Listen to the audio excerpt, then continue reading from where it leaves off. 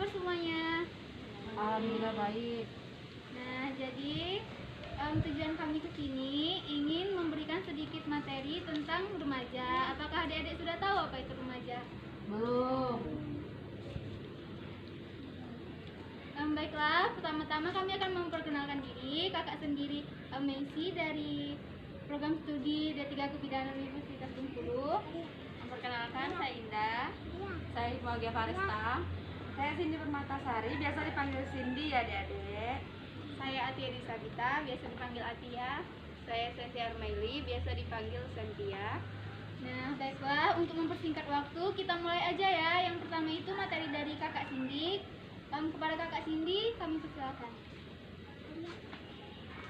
Kan dulu. Jelaskan remaja itu.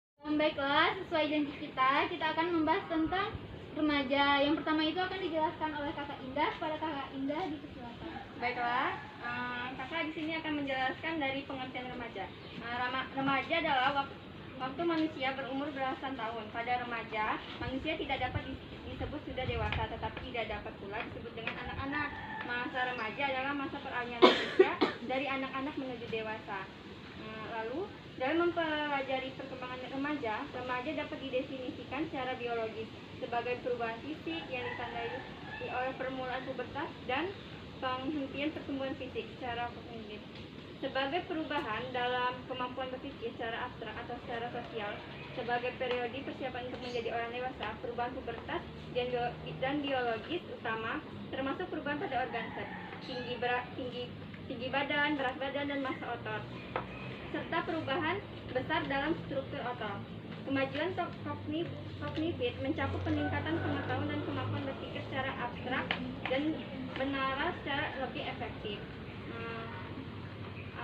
Kalau cowok dan cewek itu pubertas adalah periode beberapa tahun di mana pertumbuhan fisik yang cepat dan perubahan psikologis yang memuncak pada kematangan seksual. Nah, usia rata-rata mulai pubertas adalah 11 untuk anak perempuan dan 12 tahun untuk anak laki-laki. Jadwal individu setiap orang untuk pubertas dipengaruhi terutama oleh faktor keturunan, meskipun faktor lingkungan seperti diet dan olahraga dan juga menggerakkan beberapa pengaruh. Nah, faktor-faktor ini juga dapat menyebabkan pubertas sebelum waktunya dan tertunda. Beberapa bagian terpenting dari perkembangan pubertas melibatkan perubahan fisiologis yang khas dalam tinggi, berat badan, komposisi tubuh individu, dan sistem peredaran darah dan pernapasan. Perubahan ini sebagian besar dipengaruhi oleh aktivitas hormonal. Hormon memainkan peran organisasional, membuat tubuh berperilaku dengan cara tertentu begitu pubertas dimulai, dan peran aktif merujuk pada perubahan hormon selama masa remaja yang memicu perubahan perilaku dan fisik. Nah, pubertas terjadi melalui proses panjang dan dimulai dengan lonjakan produksi hormon yang pada gilirannya menyebabkan sejumlah perubahan fisik.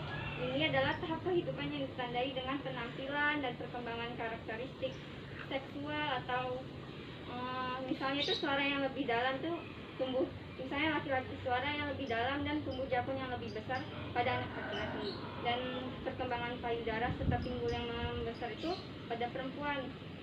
Adik-adik kan pada pastinya sudah mengalami perubahan itu kan? Sudah gitu sih. Kehidupan yang ditandai dengan penampilan dan perkembangan karakteristik seksual atau misalnya itu suara yang lebih dalam tuh tumbuh, misalnya laki-laki suara yang lebih dalam dan tumbuh jakun yang lebih besar pada anak laki-laki, dan perkembangan payudara serta pinggul yang membesar itu pada perempuan. Adik-adik kan pada pastinya sudah mengalami perubahan itu kan? Baiklah adik-adik, itulah materi dari Kakak Indah. Selanjutnya akan disampaikan materi dari Kakak Asia. Silakan Kakak Asia. Nah, adik-adik, kakak akan melanjutkan materi dari Kakak Indah tadi ya, tentang tumbuh kembang pada remaja. Nah, tumbuh kembang pada remaja itu ada 3 fase, yaitu yang pertama tumbuh kembang awal dini, yaitu biasanya pada umur remaja 10 sampai 13 tahun. Lalu tumbuh kembang pertengahan itu di usia 14 sampai 16 tahun. dan tumbuh kembang lanjutan itu 17 sampai 19 tahun. Nah, lalu apa aja tumbuh kembang awal ini? Itu yang pertama biasanya itu kelihatan tampak dan memang adik-adik merasa sangat dekat dengan teman-temannya, teman-teman di sekolah seperti itu. Lalu tampak merasa ingin bebas. Maksudnya ini adik-adik tidak ingin merasa dikekang-kekang kayak harus diatur-atur, itu kurang suka gitu. Lalu tampak dan banyak memperhatikan keadaan tubuhnya dan mulai berpikir-pikir khayal atau abstrak. Nah, maksudnya ini tanpa memperhatikan keadaan tubuhnya. Bagi yang remaja perempuan itu seperti melihat panggulnya sudah mulai membesar, payudaranya sudah mulai membesar, sudah ada menstruasi seperti itu. Lalu di tumbuh kembang pertengahan itu biasanya adik-adik akan mencari identitas diri. Maksudnya ini adik-adik mulai melakukan apa yang adik-adik sukai. Terus ada keinginan untuk berkencan. Nah, adik-adik sekarang udah ada pacar belum? Belum. Serius. Ya udah, lanjut ya. Adanya timbul perasaan cinta yang mendalam. Nah, ini yang maksudnya berkencan tadi juga. Terus rasa sayang kepada seseorang, entah itu keluarga atau teman-teman dan lain-lain. Nah, lalu di tumbuh kembang pertengahan ini adik-adik juga sudah mulai berhayal tentang seksual. Seperti maksudnya berpikir tentang bagian-bagian organ-organ tertentu, tentang kayak sudah mulai membesar, pokoknya sudah mulai berubah seperti itu.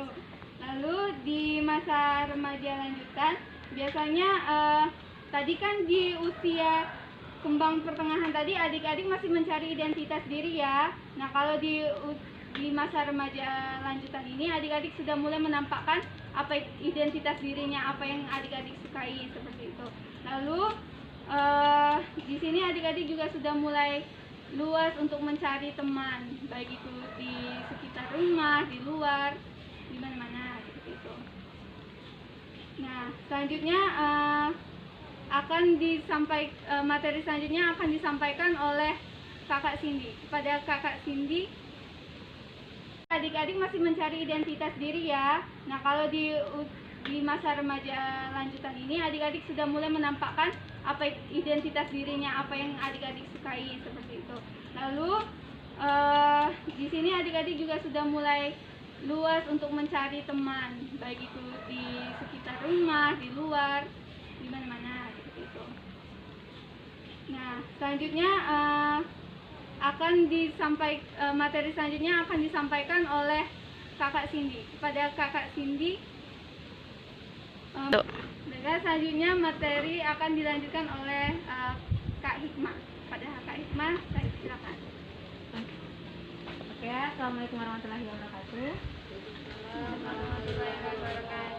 Oke, di sini kakak akan jelasin tentang materi pengaruh media sosial terhadap perilaku seksual remaja. Di sini nggak banyak sebenarnya, tapi udah dijelasin sama kakak Atia, kakak Indah tadi. Kalau remaja itu akan lebih ke rasa suka, ingin mengetahui hal lebih itu lebih tinggi. Jadi di sini kakak mau tanya, media sosial itu apa sih? Contohnya apa? Oke, Instagram, Facebook, YouTube dan lain sebagainya. Banyak kan? Di sini adik-adik punya media sosial? Kenapa sih dimasukin ke materi kita? Karena pengaruh media sosial terhadap perilaku seksual pada remaja saat ini sangat tinggi. Terutama seperti contohnya ada anak-anak remaja kayak kalian foto-foto seksi. Ada temannya kayak gitu? Ada. Kakak atau ada yang suka lihat-lihat cewek seksi. Kalian cowok biasanya kayak gitu kan. Kalian cewek suka lihat-lihat abang-abang yang berbaju kayak gitu. Ya, suka. Ya. Oke. Pengaruhnya itu sangat tinggi, sangat berpengaruh terhadap perilaku seksual. Apalagi sekarang ada globalisasi. Jadi cara kita ngatasin untuk tidak berpengaruh terhadap hal tersebut, kita jangan sering-sering lihat hal-hal yang negatif kayak gitu. Jangan sering-sering membuka. Kalau kalian nemuin di media sosial ada yang negatif kayak gitu, kakak harap kalian blokir. Terus kalau Instagram bisa dilaporkan, atau kalian unfollow kalau ada yang orang-orang kayak gitu, karena itu sangat berpengaruh sama kehidupan sehari-hari ya, sehari-hari. Selanjutnya materi akan dilanjutkan oleh Kak Hikmah. Pada Kak Hikmah, saya silakan. Oke, assalamualaikum warahmatullahi wabarakatuh. Oke, di sini kakak akan jelasin tentang materi pengaruh media sosial terhadap perilaku seksual remaja. Di sini nggak banyak sebenarnya, tapi udah dijelasin sama kakak Asia, kakak Indah tadi, kalau remaja itu akan lebih ke rasa suka, rasa ingin mengetahui hal lebih itu lebih tinggi. Jadi di sini kakak mau tanya, media sosial itu apa sih? Contohnya apa? Oke, Instagram, Facebook, YouTube dan lain sebagainya. Banyak kan? Di sini adik-adik punya media sosial?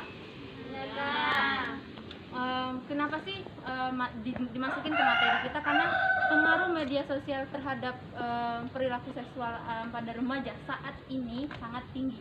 Terutama seperti contohnya ada anak-anak remaja kayak kalian foto-foto seksi. Ada temannya kayak gitu? Ada.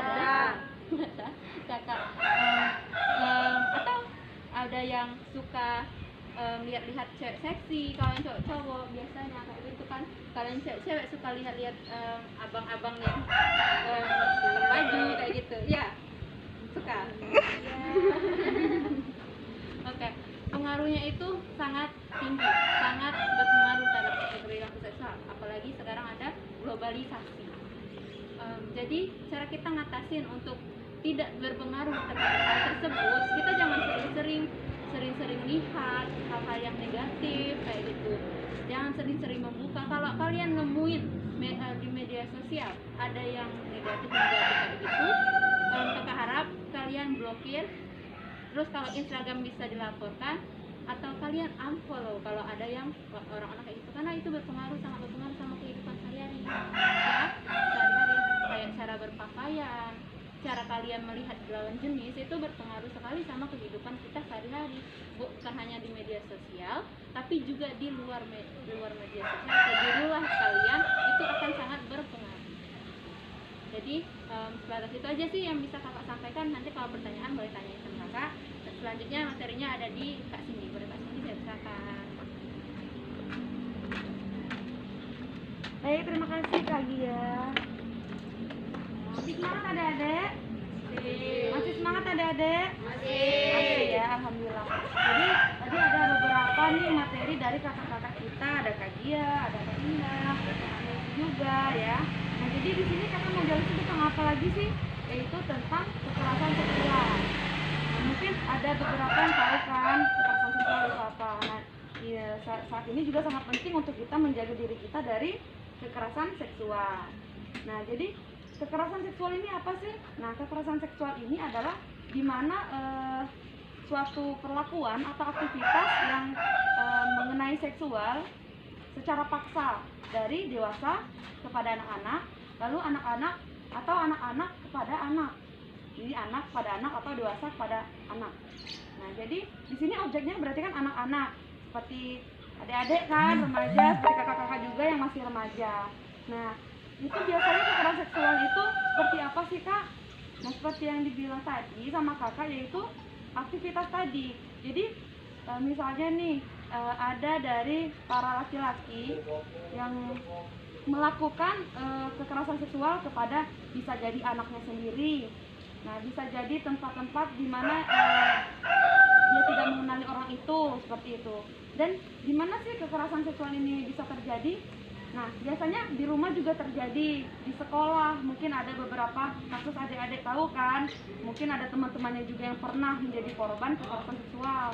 Terus suami istri pun bisa termasuk sebagai kekerasan seksual jika mereka melakukan secara paksa seperti itu tadi. Nah, terus ada juga nih di tempat umum, misalnya di tempat bis, seperti tadi kan ada sosial media. Nah, di mana sosial media ini mungkin di Instagram ada nih adik-adik tahu, oh ini di sini terjadi kekerasan seksual ya, bisa di tempat umum seperti itu ya. Dan gimana sih Kak cara menghindarinya? Nah, cara menghindarinya di sini sebenarnya banyak cara menghindarinya. Yang pertama waspada, lalu melakukan pembelaan diri. Tapi di sini kakak menekankan, di sini ada 3 penekanan dalam menghindari kekerasan seksual. Yang pertama, jika kita terjadi sebagai korban kekerasan seksual itu, yang pertama kita berteriak sekeras mungkin untuk meminta pertolongan. Lalu yang kedua ini apa sih? Yang kedua ini kita melakukan pembelaan diri dengan cara memukul alat kelamin sang pelaku tersebut, seperti itu. Jadi jangan teriak aja kalau nggak ada pembelaan. Nah, jadi jangan takut untuk melakukan pembelaan, dipukul nih ke alat kelaminnya agar bisa melarikan diri. Nah, jadi yang ketiga itu yaitu melarikan diri dan melaporkan kepada pihak berwajib atau kira-kira yang bisa tempat di mana sebagai bisa kita lapor kayak gitu untuk melindungi diri kita, seperti itu ya adik-adik ya. Berarti ada 3. Yang pertama apa tadi? Berteriak. Yang kedua melakukan perlawanan diri. Yang ketiga melapor ya. Nah, jadi seperti itu adik-adik untuk kekerasan seksual. Nah, jadi mungkin itu saja yang bisa kakak-kakak sampaikan. Nah, dari adik-adik nanti kalau misalnya ada pertanyaan silahkan bertanya. Saya kembalikan ke moderator. Assalamualaikum warahmatullahi wabarakatuh.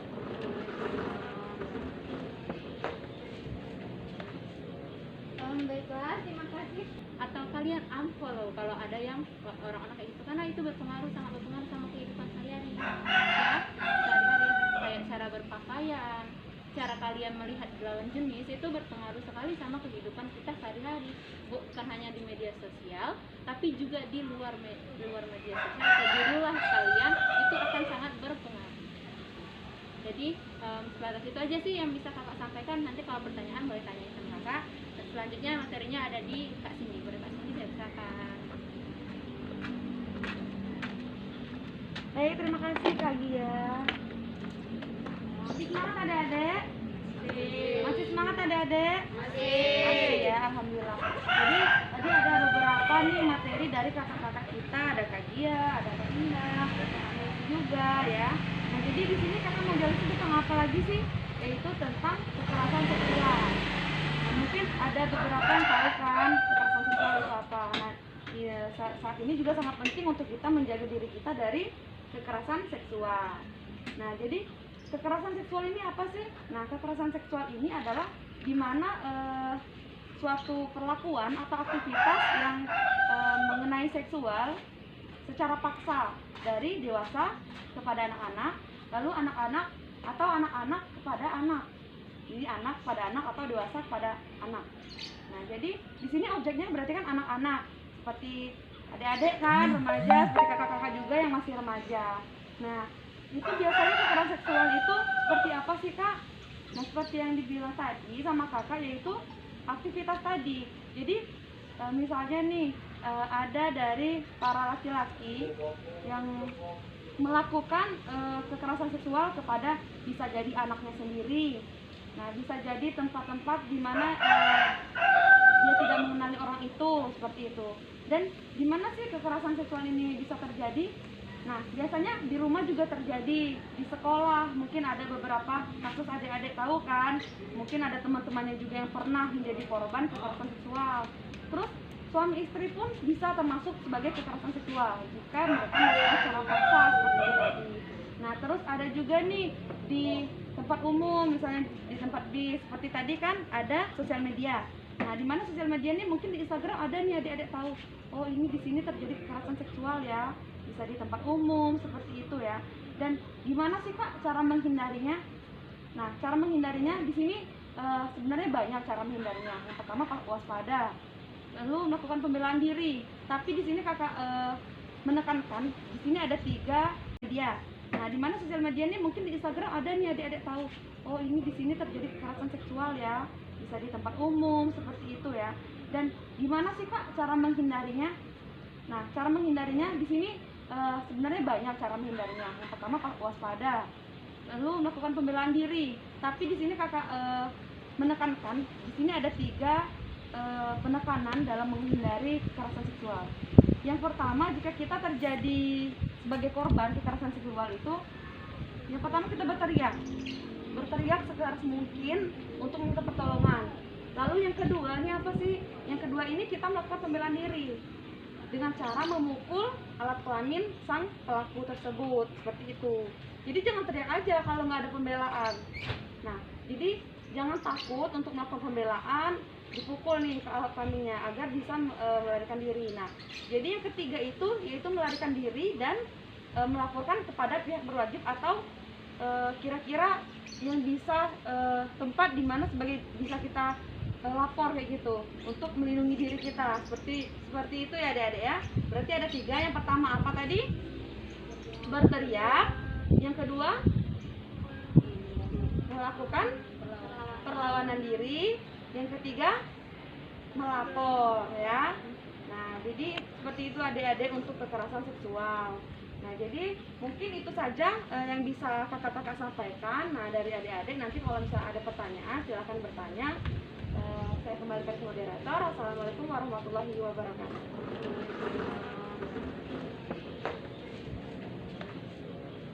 Baiklah, terima kasih. Baiklah, itulah materi dari kakak-kakak semua. Nah, untuk adik apakah sudah mengerti? Sudah. Nah, apakah ada yang ingin bertanya? Nah, apa deh? Saya ingin bertanya perkenalkan, nama saya Dita. Saya ingin bertanya tentang haid. Bagaimana cara menghilangkan rasa sakit Waktu haid ya. Baiklah, kakak ulangi lagi pertanyaannya. Bagaimana cara untuk menghilangi rasa sakit waktu haid? Nah, ada yang bertanya lagi? Yuk, apa tinggal ada? Ya. Baiklah, apakah masih ada yang ingin bertanya? Silakan. apakah dalam kita harus kan kita apakah ada pengaruh dari haid?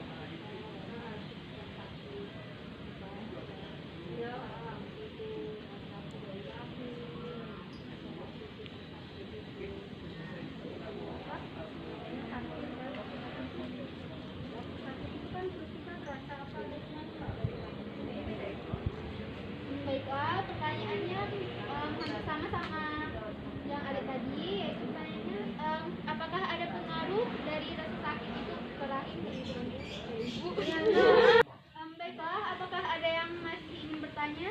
Tidak. Rasa cukup. 2. Terima kasih untuk pertanyaannya. Nah, untuk jawabannya akan dijawab oleh Kakak Cynthia.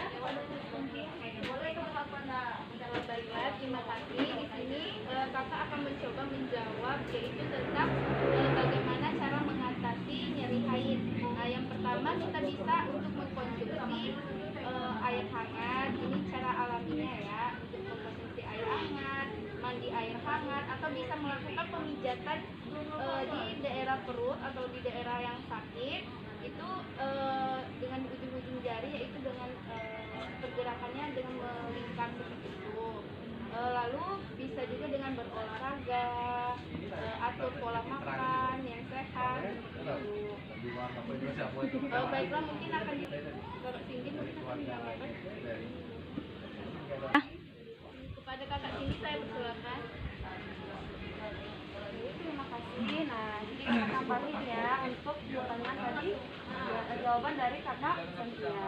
Nah, itu bagaimana sih cara mengatasinya? Nah, mungkin dari kami juga pernah nih merasakan segugup kalau bahasa kita atau nyeri haid kayak gitu kan.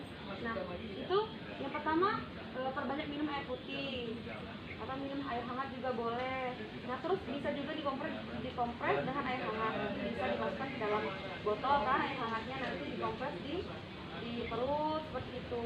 Atau waktu kita tidur miring dan menekuk, kaki kita tuh menekuk gini, kayak gini nih. Nah, ini juga boleh. Nah, terus bisa juga minum obat-obatan dari bahan alami, bisa dari kunyit tadi, pokoknya yang hangat-hangat seperti itu. Jangan minumnya kayak soda-soda seperti itu ya. Nah, lanjut untuk pertanyaan dari adik yang sebelahnya itu untuk nyeri haid tadi, apakah ada efeknya ke rahim? Nah, pada dasarnya itu kalau sakit haid ini pada dasarnya tidak berbahaya untuk rahim. Nah, biasanya itu normal untuk 2-3 hari. Tapi kalau misalnya lebih dari 3 hari sampai 7 hari lebih lagi, itu bisa konsultasi ke dokter.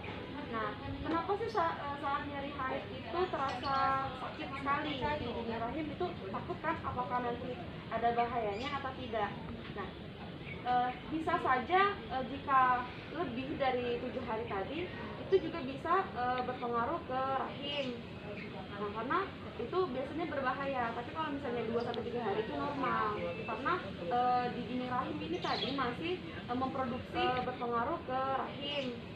Nah, karena itu biasanya berbahaya. Tapi kalau misalnya 2-3 hari itu normal, karena di dini rahim ini tadi masih memproduksi prostaglandin tadi, seperti itu, ada hormon yang diproduksinya. Tapi biasanya ini dari beberapa yang saya baca itu biasanya tidak menyebabkan hal yang berbahaya di rahim. Tapi kalau misalnya lebih dari 7 hari bisa dikonsultasikan ke dokter, seperti itu ya. Terima kasih, silakan saya kembalikan ke moderator. Baiklah, itulah jawaban dari Kakak Cynthia dan Kak Cindy. Untuk adik-adik, apakah sudah mengerti? Terima kasih.